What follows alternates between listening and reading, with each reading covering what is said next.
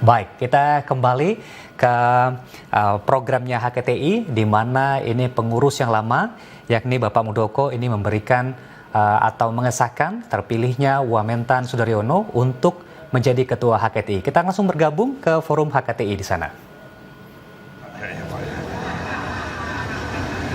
Yang saya hormati, yang saya banggakan, yang saya idolakan, Jenderal TNI Purnawirawan Muldoko,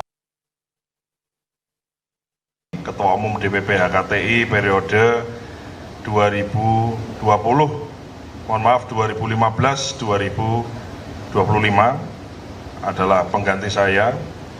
Mohon maaf ulangi, yang saya gantikan. Memang betul Pak, HKTI ini orang bilang tokoh pertanian di Republik ini selain Pak Prabowo, betul Pak Oso. Dan insya Allah dengan kepercayaan Bapak Ibu semuanya, insya Allah saya kan ditanya Jenderal, Pak Daryono bersedia enggak? Saya sampaikan saya sangat amat bersedia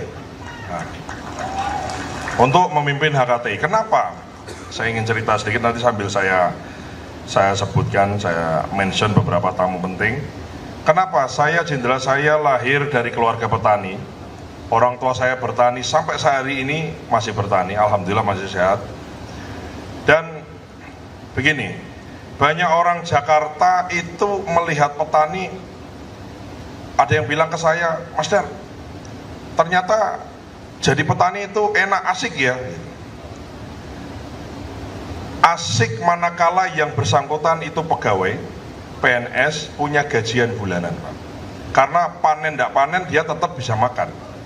Sementara rakyat yang kita ber-HKTI ini mau bela, itu adalah rakyat yang mati hidup keluarga dan dirinya dan anak-anaknya itu ditentukan dari hasil panennya itu Pak. Makanya jangan heran orang nanam singkong dielus-elus, nembang-nembang, nyanyi-nyanyi lagu, ya gamelan di sawah, dia nembang, mau copat dan seterusnya. Itu karena dia itu begitu sayang sama tanamannya itu, karena hidupnya, mati dan hidupnya, sekolah dan tidak sekolah anaknya ditentukan oleh apa yang dia panen. Maka ini menjadi tanggung jawab kita. Saya ingin cerita ini supaya kita menyamakan frekuensi. Bapak Ibu semua mungkin belum banyak mengenal saya, dan saya juga belum banyak mengenal Bapak Ibu semuanya, maka kita ingin menyamakan frekuensi dulu. Yang saya hormati pula, tadi Pak Oso sudah nggak ada ya, ini panutan kita, guru kita. Kemarin saya ke Kalimantan Barat, Pak Muldoko, saya tidak tahu kalau ternyata Kayong Utara itu kampung halamannya Pak Oso. Saya sampai situ baru saya tahu Pak. Makanya langsung saya video call beliau. Alhamdulillah penerimaannya baik, saya merasa sangat tersanjung dan merasa terhormat di situ. Kemudian yang saya hormati Ketua Harian yang selalu saja kita berkomunikasi, Pak Bahtiar ini adalah, mohon maaf Pak Muldoko tadi sudah cerita, kemanapun Pak Muldoko pergi di situ ada Pak Bahtiar. Jadi ini Pak Bahtiar ini lebah pekerja Pak. Nah kita ingin Pak Bahtiar ini semangat kerjanya ini nular semua. Karena organisasi itu Pak Muldoko, Pak Jenderal, saya yakin kita semua sepakat, rata-rata kadang-kadang itu banyak mandornya, kurang yang kerja. Jadi banyak mandornya 10, yang kerja 2, bingung Pak pekerjanya. Maka kita ingin mengajak saya oleh saudara semuanya didaulat menjadi ketua umum. Saya bukan bosnya saudara-saudara semuanya, bukan, saya tidak pernah menggaji saudara-saudara dan tidak akan menggaji, termasuk Pak Muldoko saya juga tidak menggaji. Sehingga kita ini adalah kawan berjuang. Tampaknya klise, tapi ini pada kenyataannya betul. Maksudnya bagaimana? Maksudnya adalah saya tidak ingin jadi mandor. Saya ingin kita sama-sama jadi mandor dan juga ikut kerja. Saya ini orang kerja. Saya pernah dalam satu kebosanan karena libur panjang, saya tulis Pak, ada 9 hal yang saya suka, yang saya tulis di handphone saya. Hal-hal yang menyenangkan hati saya, titik 2. 3 Pak, yang paling utama. Saya ini senang makan, senang tidur, sama senang kerja Pak. Maka saya ingin mengundang semuanya. Kemarin ada pada saat pembahasan kan ada aspirasi, oh nanti 30% diakomodir dan lain-lain. Pak, 1000% Pak, mau semua masuk semua, tidak ada masalah Pak. Dari HKT ini Pak. Yang penting mau kerja. Gitu. Jadi antara kerja dan bicara ini kan suatu hal yang selalu kita bahas. Gitu. Guyonannya kan gini Pak, ada satu negara yang banyak kerja, sedikit bicara. Nah, saya mau tanya yang di belakang, negara manakah yang banyak kerja, sedikit bicara? Contohnya Jepang. Ada negara yang banyak kerja, nggak bicara. Nah, itu negara mana? Katakanlah Jerman, gitu ya, negara Eropa Utara sana, kayak Skandinavia. Ada negara yang banyak kerja, banyak bicara. Negara manakah itu? Ya China lah gitu, hanya gitu, tapi kerja terus gitu. Ada negara yang banyak bicara, nggak kerja. Sayangnya bukan Indonesia Pak. Orang bilang jenderal itu negara-negara di Afrika ya. Jadi mereka perang terus itu karena banyak wacana, nggak kerja. Nah, maka pertanyaannya Bapak Ibu semua, Indonesia kategori yang mana? Yang mana? Kategori yang mana?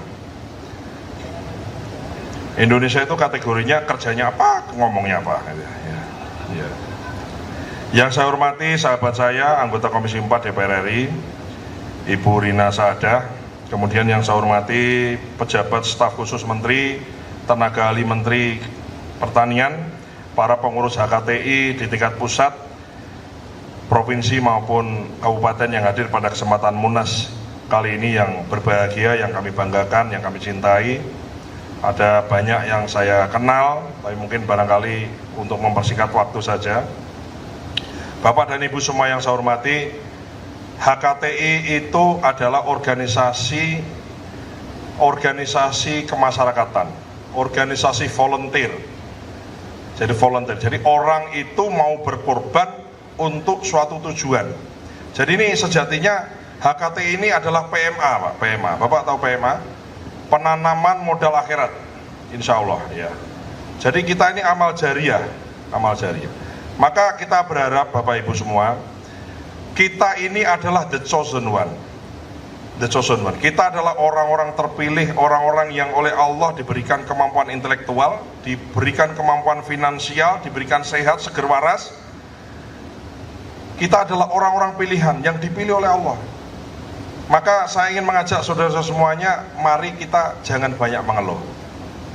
Karena keluhanmu bisa jadi adalah cita-cita bagi sebagian besar manusia lain di luar sana.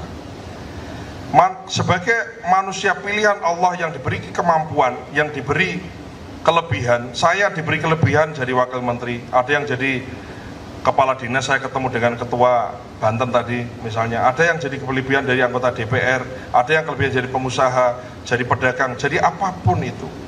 Maka sebagai manusia-manusia pilihan ini kita punya tanggung jawab untuk memberikan manfaat yang besar bagi masyarakat lain, rakyat Indonesia yang lain, yang makan saja susah, hidupnya susah, anaknya nggak sekolah Pak, dan itu masih banyak. Nah, saya ingin tanya saudara-saudara semuanya, apakah Anda setuju bahwa kita manusia terpilih harus punya peranan manfaat besar bagi manusia lain? Setuju? Terima kasih. Pertanyaan berikutnya, apakah Anda siap mendharma baktikan sebagai orang-orang terpilih tadi, mau bergerak, mau kakinya melangkah, tangannya melangkah? Ini kadang-kadang itu tadi, banyak mandor kurang kuli Pak. Nah, bukan saya menganggap Anda semua kuli, bukan, tapi maksud saya mari kita jadilah kuli-kuli bagi bangsa kita. Ada orang di Indonesia di sana yang nggak bisa makan Bapak Ibu. Kita sekali makan di restoran berapa juta itu. Maksud saya mari kita samakan frekuensi di situ. Yang berikutnya saya ingin sampaikan apresiasi yang sangat tinggi, terima kasih yang besar tentu saja untuk Pak Osok, sudah meninggalkan kita ya. Mari kita doakan semoga Pak Osok senantiasa diberikan kesehatan dan istri beliau diberikan kesembuhan dan kepulihan, amin Allahumma amin. Saya juga mengapresiasi yang setinggi-tinggi kepada kebanggaan saya, Jenderal Muldoko. Pak Muldoko, saya ini apalah, dibanding Bapak. Bapak adalah seorang jenderal, orang bilang saringan nyawa. Jenderal tentara itu kalau berprestasi, kalau nggak jadi jenderal, gugur di medan perang. Kita tidak pernah merasakan yang namanya perang, bahkan banyak di antara kita nembak aja nggak pernah.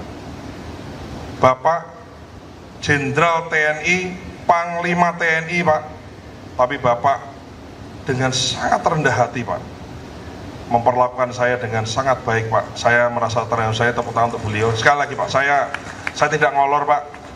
Saya Bapak perlakukan dar, sini, nggak apa-apa, Pak. Saya digituin aja, saya merasa itu pantas. Tapi Pak, Bapak sebagai orang yang pernah di posisi yang sangat powerful, tapi Bapak punya kerendahan hati yang sangat, ini saya kira nggak mudah, Pak.